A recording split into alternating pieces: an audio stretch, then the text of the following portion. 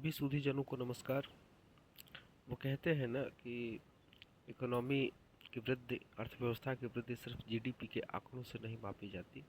उसके लिए जो डिफरेंट पैरामीटर्स है, जैसे इन्फ्लेशन है, कारों की कितनी बिक्री हो रही है, या लोग कितना उपभोग कर रहे हैं, इन सब चीज़ों से भी हम देख सकते हैं कि अ, वास्तव में लोग कितने समृद्ध हो रहे हैं और अर्थव्यवस्था में कितनी वृद्धि हो रही है। जीडीपी के प्लेन आंकड़े सारी हकीकत को बयान नहीं करते हैं।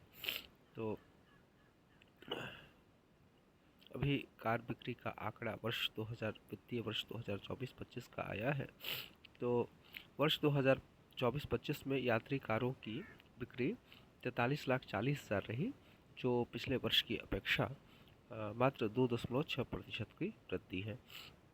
वर्ष 2023-24 में लगभग 9% की वृद्धि हुई थी। तो ये क्लियर है कि वृद्धि की गति धीमी रही है, और जब वृद्धि की गति धीमी रही है तो इसके कुछ कारण भी होंगे। इसके मुख्यतः 3 कारण बताए जा रहे हैं।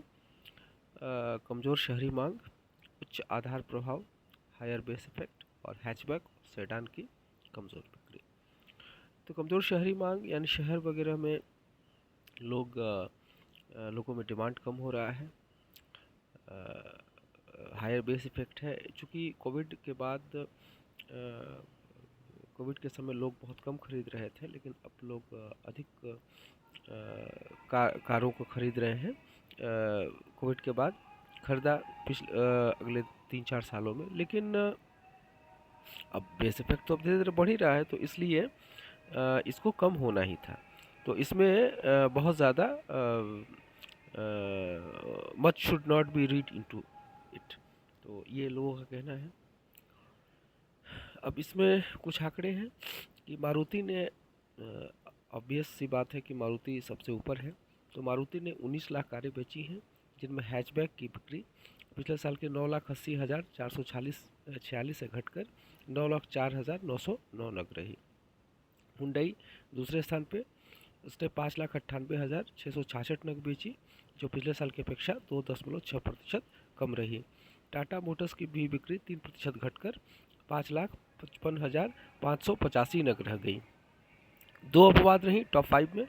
महिंद्रा की बिक्री 27.9% बढ़कर 5,51,487 हो गई, और टोयोटा की बिक्री, टोयोटा किर्लोस्कर की बिक्री बढ़कर 19.9% बढ़कर 3,27,148 रह गई हो गई।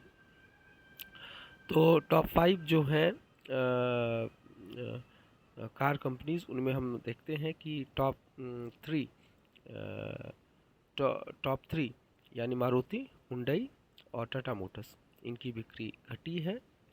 मारुति की जो बिक्री है वो बहुत कम बढ़ी है। हुंडई और टाटा मोटर्स की बिक्री घटी है। वहीं जो चौथे और 5वें नंबर की कंपनीज हैं यानी महिंद्रा और टोयोटा की बिक्री बढ़ी है, और बहुत अधिक बढ़ी है। तो ये कंपनीज मुख्यतः महिंद्रा और टोयोटा मुख्यतः एसयूवीज बेचती हैं। इससे भी ये पता चलता है कि हैचबैक का ट्रेंड कंपैरेटिवली घट रहा है, और एसयूवीज का ट्रेंड बहुत तेज़ी से बढ़ रहा है।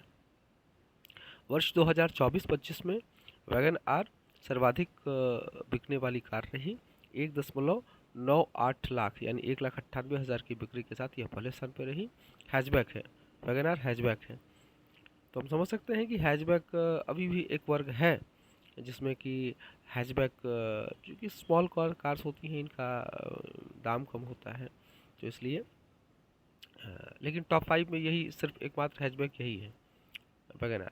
दूसरे स्थान पर दूसरे से 5वें स्थान पर एसयूवीज ही रही हैं, जो क्रमशः टाटा पंच 1.96 लाख 1,96,000 की बिक्री के साथ, हुंडई क्रेटा तीसरे स्थान पर है 1,94,000 की बिक्री के साथ, मारुति अर्टिगा चौथे स्थान पे है 1,90,000 की बिक्री के साथ, और मारुति ब्रेजा 5वें स्थान पे है 1,89,000 की बिक्री के साथ। छठे और 7वें स्थान पर हैचबैक रही हैं मारुति की स्विफ्ट 1,79,000 बिक्री, और बलेनो 1,67,000 नग की बिक्री के साथ। ये दोनों हैचबैक, यानी हम देख सकते हैं कि हैचबैक पहले छठे और सातवें स्थान पे है, और दूसरे से पाँचवें स्थान पे एसयूवीज है। कुल बिकी कारों में एसयूवीज का हिस्सा 54% रहा है, जो यदि 3 खंडों में बांटें, एसयूवी, सेडान और हैचबैक, तो केवल एसयूवी का हिस्सा जो है आधे से अधिक है।